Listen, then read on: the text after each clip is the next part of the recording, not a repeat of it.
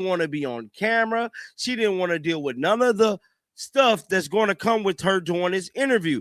Now, I'm here to tell you, bro, she went on 93.5 The Fan and spoke for about 10 damn minutes about the Indiana Fever free agency process, but more importantly, about this draft process. And we ain't going to waste no time, man. Let's listen to what Kelly had to say.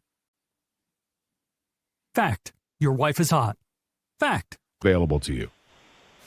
Yeah, I mean, it's what you said. Indiana Fever president Kelly Krauskopf finally sat down to address the wave of criticism surrounding the team's offseason moves.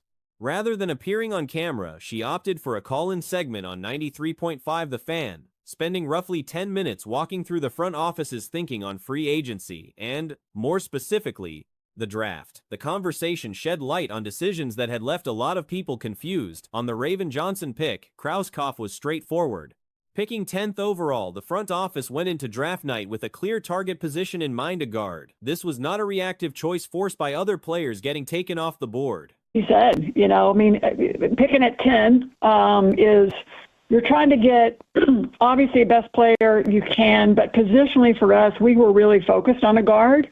We were ready if that wasn't available. Wow! So she let it be known they wanted to draft a guard. This was planned. Now, I thought that, Gabriella went, Flage went, everybody else went. Krauskopf made it plain that even if certain other prospects had still been sitting there, Indiana was zeroed in on adding a guard. Johnson fit that profile. The plan was to bring in someone who could defend alongside Caitlin Clark, operate on a rookie-scale deal for an extended stretch, and grow into the program over time. Constantly cycling through new guards every single season was not a path the organization wanted to keep walking down, so the draft was viewed as the right moment to lock in a long-term answer. Krauskopf also spoke about the value placed on Johnson's background at South Carolina under Don Staley. One of the Fever's scouts attended a practice at South Carolina this past season and came back with a strong impression, describing the environment there as essentially a professional setup. They were stuck. No! She made it seem this was a plan to get raped. Oh, my goodness. Oh, my goodness. But we were focused on a guard, and Raven was one of those guards. So defensively, certainly somebody that can back up Caitlin, that is going to be on a rookie scale contract for a long time, that can grow into our team long term. This idea of trying to always find another. The preparation, the attention to detail, the overall standard Staley holds her players to, all of it was seen as a sign that any player coming out of that program would arrive ready. Championship pedigree and elite coaching at the college level factored heavily into Indiana's confidence in the pick. When it came to the broader offseason, Krauskopf described a chaotic stretch unlike anything experienced before. The new collective bargaining agreement reset the market, and over 100 players hit free agency at the same time, an almost unmanageable volume for any front office to work through. Indiana's priority was holding on to its own core. Getting Kelsey Mitchell, Lexi Hull, and Sophie Cunningham back under contract was the baseline goal, keeping together the group that understood the team's identity and complemented Caitlin Clark and Aaliyah Boston. This idea of trying to always find another guard every year is getting, we knew we had to shore that up if we could in the draft. And we knew, after obviously watching Raven all the years at South Carolina and knowing the kind of pedigree that she has, we were thrilled that she was there. And one of the things that, and I was curious if you factor in these kinds of things, okay? I have a great deal of respect for Dawn Staley as a coach, and I think that she has a competitiveness about her, but clearly her record is such that she knows. The scheduling alone was wild. Draft prospect interviews and free agent presentations were happening within the same 8-hour windows. The entire period was described as an intense 2 to 3 day stretch with barely any room to breathe. On the subject of integrating Clark back into full action after time away, Krauskopf pushed back on any concern. Clark's basketball intelligence and ability to read a floor and find open teammates takes pressure off everyone around her rather than adding it. The adjustment period is real, but it is shorter with a player of her caliber. But clearly her record is such that she knows and understands the game of basketball. Do you factor that in terms of the element of training or coaching a player has in their background and who it was that was mentoring them before you get them.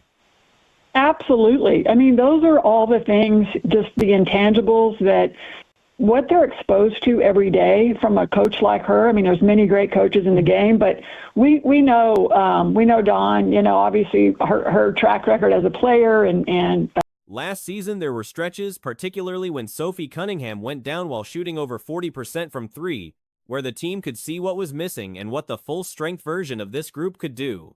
That optimism is carrying over into the new year. Krauskopf also addressed the long road the WNBA has traveled to reach its current standing. The league spent years being propped up financially while the broader sporting world questioned whether it was worth the investment. The answer, she argued, has finally arrived 30 years in the making. Her track record as a player and Olympian and so forth, but when you're exposed to that kind of coaching and mindset and mentality, you know that they're probably prepared a little better. I had one of our scouts, it's a new scout with us this year, and she went to one of their practices this year at South Carolina, and she walked away from there. She was like, Kelly, I'm telling you, like any player that comes out of this program, they're going to be ready for the WNBA. I mean, their practices are like pro practices, just the preparation and everything that goes into it. Like, I don't know which The growth of women's sports, fathers investing in their daughters' athletic development, the explosion of college nil deals building name recognition before players even turn professional, all of these threads came together at the same time.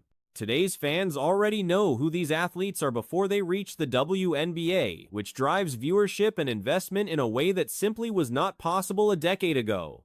The league is no longer trying to prove it belongs. It has entered an entirely new generation. The Indiana Fever front office has made a series of decisions this offseason that are genuinely difficult to defend. Just the preparation and everything that goes into it.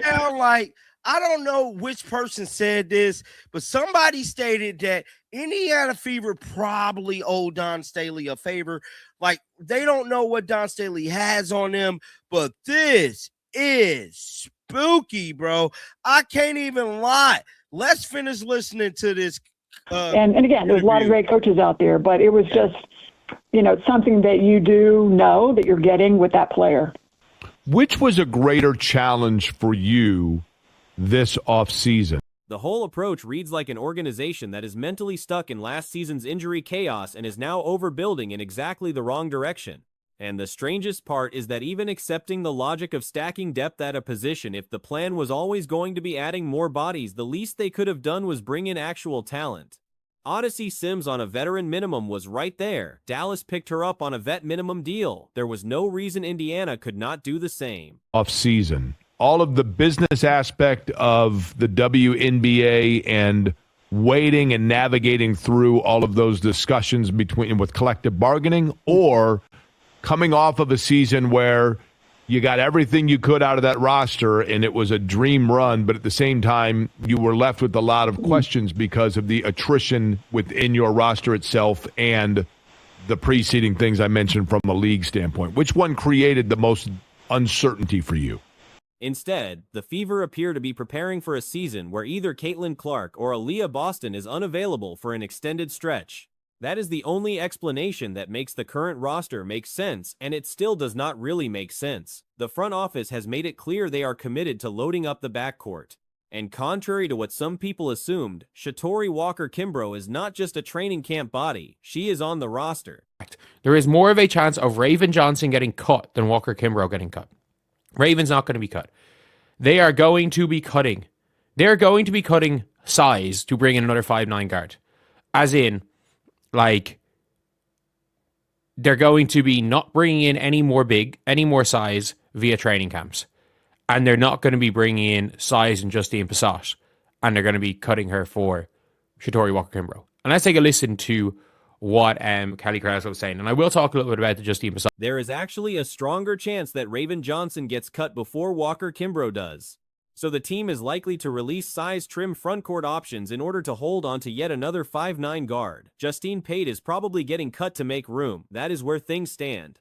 The reasoning coming directly from the front office confirms the direction. Kelly Krauskopf was saying, and I will talk a little bit about the Justine Passat one, how that could be a disaster. And the fact is that I don't think players have to commit to developmental contracts. If another team wants to sign them to a developmental contract, I don't think a player has to commit. If another team wants to sign him to a full contract and their team wants to sign him to developmental because it's only pay as you play, I don't think they have to commit to it. But anyway, let's take a listen. You feel pretty good about it? I mean, yeah, no, there's, we'll probably add another, actually we may be announcing it today, another backcourt, to your point. Because every single guard went down with an injury last season, the organization is now signing an entire second wave of guards as a precaution. The problem with that thinking is straightforward. Finding a hardship guard in a 1-5 team league is manageable. Finding a hardship big is not. In a 1-2 team league, maybe a player like Monique Billings becomes available through the hardship process. In a 1-5 team WNBA, that does not happen. Today, another backcourt, to your point about the angst of the backcourt, the guard play, you got to be ready. I mean, we were able to salvage it last year, but yeah, so we're going to tweak a little bit. So basically, because every single guard got injured, they are now prematurely signing an entire team of guards because they had to salvage it via hardships last year. And now I don't know what the hardship rule is, but it's a lot easier to find a hardship guard than it is to find a hardship big. Like, no one's... Like, the last... Every team carries front court players. There are no spare bigs floating around available on emergency contracts. The position they are most exposed at is the exact position they cannot patch through the hardship route. What happened last season with the guard injuries was a freak situation. Sophie Cunningham, Caitlin Clark, Ari McDonald, and Sydney Colson all went down at the same time. Especially in a 15-team WNBA, there's not going to be hardship bigs. Like, yes, maybe in a 12-team hardship WNBA, a team might let Monique Billings walk. But, like, that's not going to be there in a 15-team WNBA. There's no hardship bigs. There is genuinely not going to be any hardship bigs. So we're at that stage now where this roster, they have literally signed. That kind of convergence does not happen in back-to-back seasons. Credit where it is due, the organization salvaged what it could and managed to compete.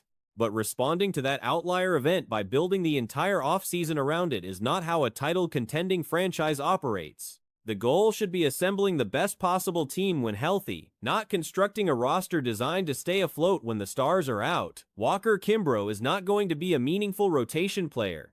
They have literally gone and signed more guards because they're trying to plan for their guards getting injured. They've as good as said it. They want to prepare for their entire guard rotation being injured. Like, it was a freak. It was a freak accident. It was a freak situation where Sophie Cunningham, Caitlin Clark, Ari McDonald, and Sydney Colson all get injured at the same time. She does not have the range to play the three. Her passing has been poor in recent years, and her defense has not been at the level it once was. In 2024, she had one hot stretch as a bench contributor with Atlanta. That was essentially the entirety of her recent positive output. Before that, her numbers in Atlanta the following season were nearly non-existent, 1 point and a fraction of an assist per game. The Fever are treating a single warm stretch from 2 seasons ago like it signals an ongoing asset. And all get injured at the same time. If that happens again right off the fucking season, like, they were like, we were able to salvage it. You know what? Genuinely fair play. Fair play being able to salvage that. But, like, you should rather, instead of preparing to put together a team to win a championship, they're preparing to put together a team to survive if Caitlin Clark, Kelsey Mitchell, Sophie Cunningham, and Ty Harris all get injured. Because all they have done is sign guards. And looking back at last year's playoff run, honestly, the Fever's path required a lot of things to go exactly right. The Atlanta Dream made back-to-back fundamental mistakes in the closeout game, Bree Jones switching off her assignment to guard the free throw line and leaving Aaliyah Boston completely alone for a layup was the kind of error that decided the series. Without that, Indiana likely does not advance. They would have had the 10th pick in the draft, missed the playoff run, and potentially been in position for Lauren Betts. The Minnesota Lynx also played a part by deliberately losing a game to avoid facing the Seattle Storm in the next round, which pushed the Fever's side of the bracket toward a more favorable path. Done is sign guards. And by the way, Shatori Walker-Kimbrough is not going to be in the rotation. She's not going to be in the rotation. And she's not going to be, and if there's an injury, she's still not going to be in the rotation. Like, you're probably looking at Raven Johnson only getting the Sid Colson minutes. And she's behind Raven Johnson in the pecking order. You know, we have development. Can you break the rosters. news right here? Can you tell me who it is right here? I mean, I got to check with my people to see where it is in the pipeline here. Then the Aces simply underestimated Indiana and walked into a matchup that, by coincidence, suited the Fever's style reasonably well, particularly without Clark in the lineup. Given how the Aces' defense was structured at the time, everything had to align. It did. That does not mean the organization should build its next season around replicating those exact circumstances. The deeper issue is the coaching fit. People to see where it is in the pipeline here. But a veteran guard that I think is really going to help us. You know, we have the two development. A veteran guard that is really going to help us. A veteran guard that is really going to help us. Shatori Walker-Kimbrough is not going to see the floor unless there's injuries. She can't play the three. She doesn't pass the ball. Especially in recent years, from what I've seen, she's not being a good defender. She's not being a good defender. Again, I'm not going to pretend. Stephanie White is a more capable coach than her predecessor, but she is a risk-averse system coach. That style works for certain rosters. It does not work for a team built around Caitlin Clark.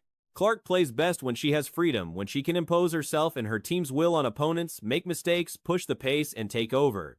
A reactive, conservative game plan constrains exactly what makes her dangerous.